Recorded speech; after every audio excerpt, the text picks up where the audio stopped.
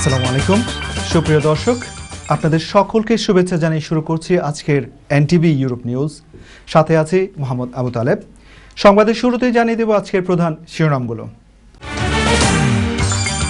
যুক্তরাজ্যে ভ্যাকসিন গ্রহণে ব্যাপক সাড়া। মঙ্গলবার 1 মিলিয়নের বেশি মানুষ ভ্যাকসিনের প্রথম ডোজ গ্রহণের জন্য বুকিং দিয়েছেন। বিশ্বের বসবাসযোগ্য শহরগুলোর তালিকায় 140টি দেশের মধ্যে ঢাকার অবস্থান 137তম। এবং দক্ষিণ আফ্রিকার প্রিটোরিয়ায় একসাথে 10টি বাচ্চা প্রসব করে নতুন বিশ্ব রেকর্ড গড়েছেন এক নারী।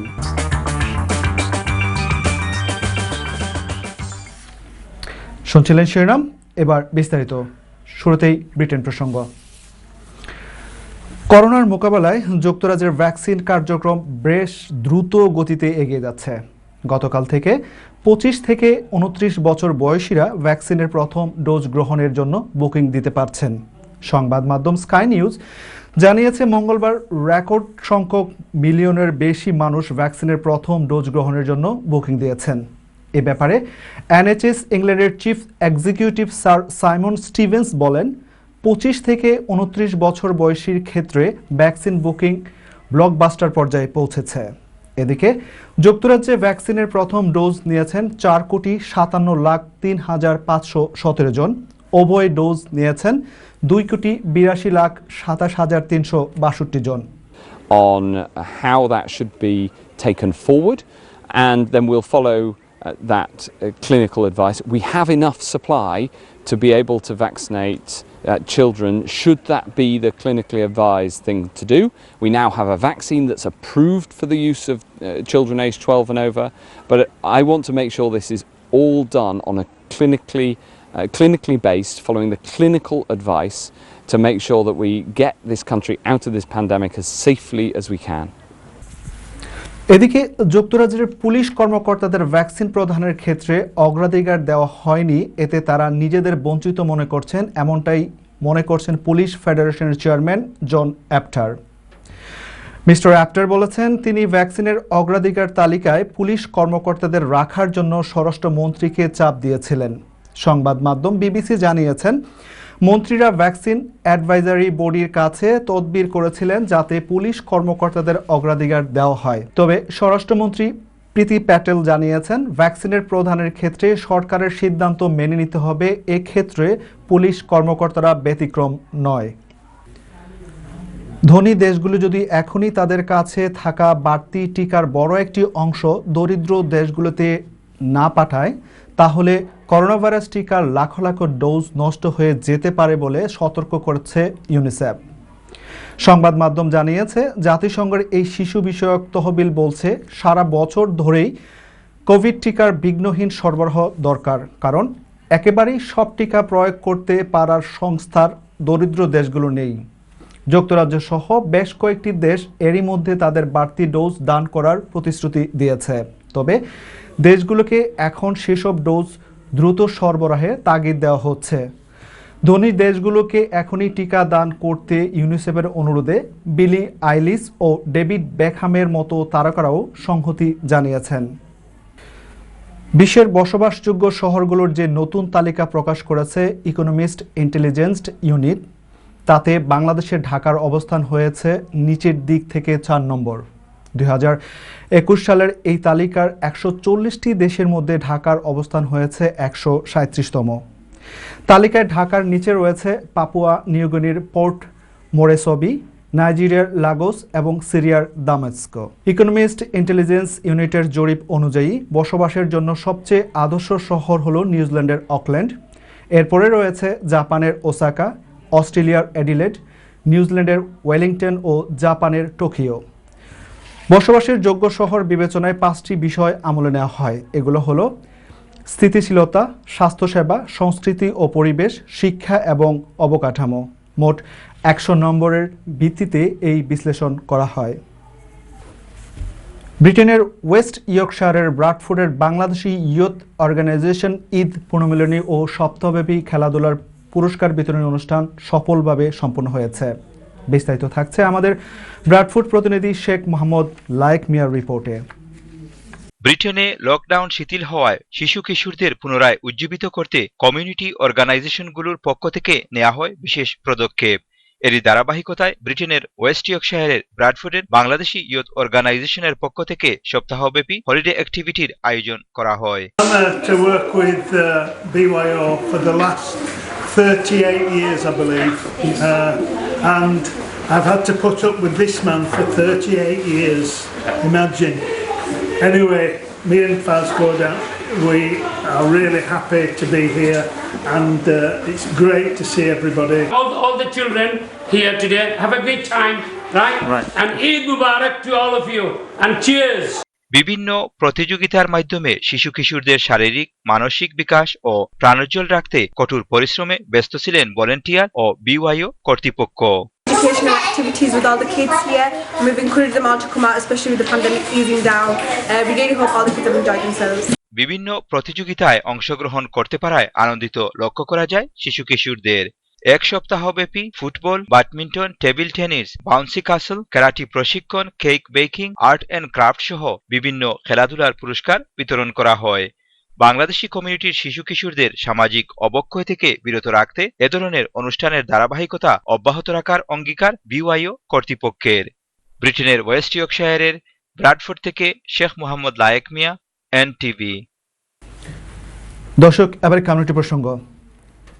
মানুষের জীবন জীবিকা রক্ষাকে প্রাধান্য দিয়ে বাংলাদেশের প্রস্তাবিত বাজেট অনুমোদন দিয়েছে মন্ত্রিসভা। 2021-2022 অর্থবছরের বাজেটের আকার হচ্ছে 6,03,681 কোটি টাকা। নতুন এই বাজেট সন্তোষ প্রকাশ করে প্রধানমন্ত্রী এবং অর্থমন্ত্রীকে ধন্যবাদ জানিয়েছে ইতালিস্থ আনকোনা যুবলীগের নেতৃবৃন্দ। আমাদের ইতালি প্রতিনিধি মোহাম্মদ আফজাল হোসেন রোমান জানান, স্থানীয় একটি রেস্টুরেন্টের হলরুমে এই উপলক্ষে আয়োজিত এক আলোচনা সভার সভাপতিত্ব করেন আনকোনা যুবলীগ নেতা স্বপন হাওলাদার। বদিয়ার মতব্বরের সঞ্চালনায় এ সময় আরও বক্তব্য রাখেন সোহাগ মোল্লা, শহীদুল ব্যাপারী, আশরাফ সোহাগ, জাকারিয়া, মুশারফ মাতুব্বর, রাসেল মোল্লা, বোরহান মাতুব্বর সহ আরও অনেকে। এ সময় বক্তারা প্রধানমন্ত্রী ঘোষিত প্রবাসীদের পাঠানো টাকার উপর 2% হারে নগদ প্রণোদনা অব্যাহত রাখা এবং অর্থ পাঠানোর প্রক্রিয়া সহজীকরণ করার কারণে প্রধানমন্ত্রী শেখ হাসিনাকে বিশেষভাবে ধন্যবাদ জানান। পাশাপাশি তারা বাংলাদেশ আওয়ামী যুবলীগের চেয়ারম্যান শেখ ফজলে শামস পরশ ও সাধারণ সম্পাদক আলহাজ মাইনুল হোসেন খান নিখিলের নেতৃত্বে প্রবাসে থেকেও প্রধানমন্ত্রীর হাতকে শক্তিশালী করার আশাবাদ ব্যক্ত করেন। আন্তর্জাতিক প্রসঙ্গ। দক্ষিণ আফ্রিকার প্রিটোরিয়ায় এক নারী একসাথে 10টি বাচ্চা প্রসব করে নতুন বিশ্ব রেকর্ড গড়তে যাচ্ছেন, যা এর আগে 25 বছর বয়সী এক মালির নাগরিক হালিমার দখলে ছিল। গত 1 মাস আগে মালির ওই নারী একসঙ্গে 9টি শিশুর জন্ম দিয়ে গড়েছিলেন বিশ্ব রেকর্ড। ঘটনাটি গিনেস ওয়ার্ল্ড রেকর্ডসের কর্মকর্তাগণ তদন্ত করে দেখারও ঘোষণা দিয়েছে। এদিকে 7 ছেলে আর 3 মেয়ের জন্ম দিয়ে আবেগে আপ্লুত দক্ষিণ আফ্রিকার নারী গোসিয়াম থামারা সিথল।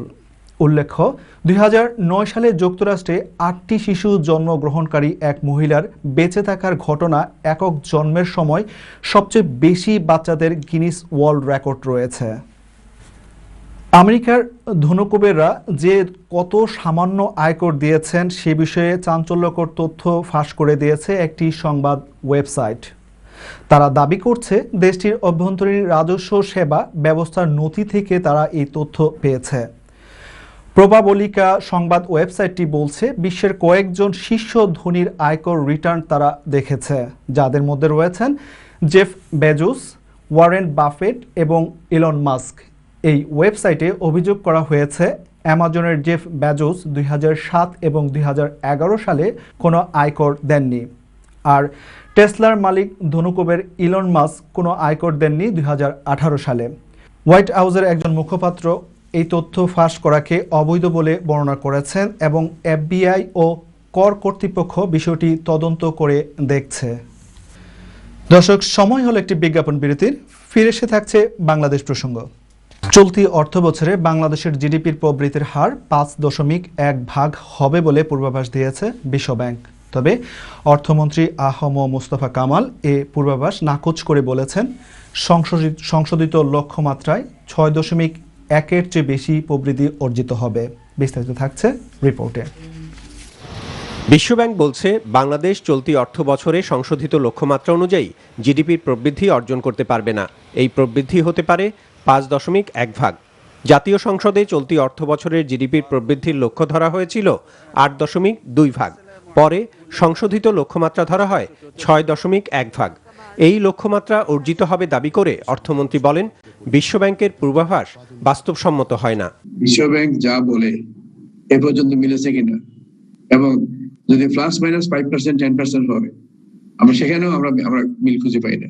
21-22 সম্বন্ধে আমাদের যে প্রজেকশন যা আছে, আমরা সেটাই ইনশাআল্লাহ আমরা অ্যাটেন্ড করতে পারবো।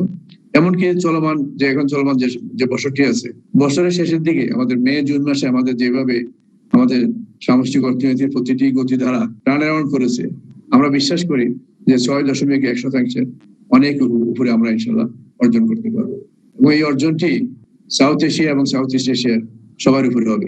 আগামী অর্থ বছরের প্রস্তাবিত বাজেটে করোনার কারণে নতুন করে দরিদ্র হয়ে পড়া মানুষের জন্য তেমন কোনো পদক্ষেপ নেয়নি সরকার। অর্থনীতিবিদদের এমন সমালোচনা সম্পর্কে জানতে চাইলে মন্ত্রী বলেন, বাজেট বাস্তবায়ন শুরু হলেই দরিদ্র মানুষ সুবিধা পেতে শুরু করবে। প্রস্তাবিত বাজেটের কোনো দুর্বল দিক নেই বলেও দাবি তার। এই বাজেটে কোনো উইক দিক নাই, কোনো উইকনেস নাই, স্ট্রেংথ ছাড়া আমার কাছে সবই স্ট্রেংথ। 2 কোটি থেকে 2.5 কোটি নতুন দরিদ্র হয়েছে। স্যার, আপনি কি এটা স্বীকার করেন যে কিছু স্বীকার করে না? প্যান্ডামিকের কারণে আমি স্বীকার করি না। কারণ হলো, তারা কোথায় পেয়েছে সেই তথ্য আমার জানা দরকার। ইভেন আমাদের নিজস্ব ইনহাউস একটা গবেষণা প্রতিষ্ঠান BITS আছে, তারাও দেখবে। আমি আমাদের ওই সমস্ত প্রতিষ্ঠান থেকে যে পর্যন্ত তথ্য না পাবো, আমি অন্য কারো তথ্য আমি গ্রহণ করতে পারি না। দুটি বৈঠকে পার্বত্য অঞ্চলে অপটিক্যাল ফাইবার নেটওয়ার্ক স্থাপন সহ মোট 12টি প্রস্তাব অনুমোদন দেয়া হয়। Faizullah Mahmud, NTV news, Dhaka. প্রথম ধাপে 50টি মডেল মসজিদ এবং ইসলামিক সাংস্কৃতিক কেন্দ্র উদ্বোধন হচ্ছে আগামীকাল। প্রধানমন্ত্রী শেখ হাসিনা অনলাইনে মসজিদ কমপ্লেক্সগুলো উদ্বোধন করবেন। দেশে জেলা উপজেলা পর্যায়ে মোট 570টি মসজিদ কমপ্লেক্স নির্মাণ করা হচ্ছে, যা পর্যায়ক্রমে 2023 সালের মধ্যে চালু হবে। বিস্তারিত থাকছে রিপোর্টে। ঢাকার অদূরে সাভারের আরিচা মহাসড়কের পাশেই নির্মিত হয়েছে দৃষ্টিনন্দন মসজিদ। সুউচ্চ মিনার, একটি বড় ও 2টি ছোট গম্বুজ বিশিষ্ট মসজিদটিতে ইসলামী স্থাপত্যকে গুরুত্ব দেওয়া হয়েছে। সাভারের এই মসজিদ সহ বৃহস্পতিবার মোট 50টি মসজিদ উদ্বোধন হচ্ছে। প্রাথমিকভাবে এই প্রকল্প সৌদি সরকারের অর্থায়নে বাস্তবায়িত হওয়ার কথা ছিল, কিন্তু সৌদি সরকার হঠাৎ করে এই প্রকল্পে অর্থায়ন বাতিল করে দিলে পুরোটাই নিজস্ব তহবিল থেকেই মসজিদগুলো নির্মাণ করছে বাংলাদেশ সরকার। আমরা সব জেলায় উপজেলায় ইউএনও সাহেবদের, ডিসি সাহেবদের পাঠিয়ে দিয়েছি। এখানে জনপ্রতিনিধিরা থাকবেন, এখানে প্রশাসনের লোকজন থাকবেন, স্থানীয় গণ্যমান্য যে আলেম ওলামারা আছেন বিখ্যাত, তাদের সমন্বয়ে একটা কমিটি করা হয়েছে। স্থানীয়ভাবে তারা এটা পরিচালনা করবেন। জেলা পর্যায়ের মসজিদে 1200 আর উপজেলা পর্যায়ের মসজিদে 900 মুসল্লি একসাথে নামাজ আদায় করতে পারবে। প্রতিটা কমপ্লেক্সে পাঠাগার, বই বিক্রয় কেন্দ্র, ইমাম প্রশিক্ষণের ব্যবস্থা সহ বেশ কিছু সুযোগ সুবিধা থাকছে। হাজি সাহেবদের রেজিস্ট্রেশন, হজ রেজিস্ট্রেশনের ব্যবস্থা আছে, হাজি সাহেবদের প্রশিক্ষণের ব্যবস্থা আছে, এখানে বিদেশি পর্যটকদের জন্য আবাসনের ব্যবস্থা আছে, ইমাম মুয়াজ্জিনদের জন্য আবাসনের ব্যবস্থা আছে, মসজিদ ভিত্তিক অন্যান্য কার্যক্রম, গণশিক্ষা কার্যক্রম, মাদ্রাসা এখানে থাকবে, মহিলাদের নামাজের জন্য আলাদা ব্যবস্থা থাকবে। 560টি মসজিদ কমপ্লেক্স নির্মাণের এই প্রকল্পে মোট ব্যয় হচ্ছে 8,722 কোটি টাকা। নজরানা চৌধুরী, NTV নিউজ, ঢাকা।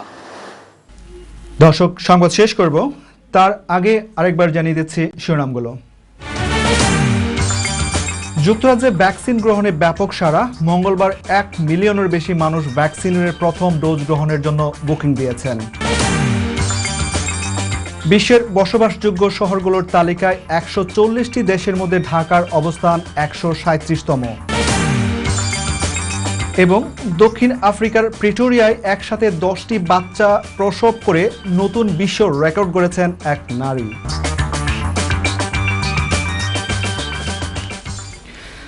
এই ছিল আমাদের হাতে থাকা NTV ইউরোপ নিউজের সর্বশেষ আয়োজন।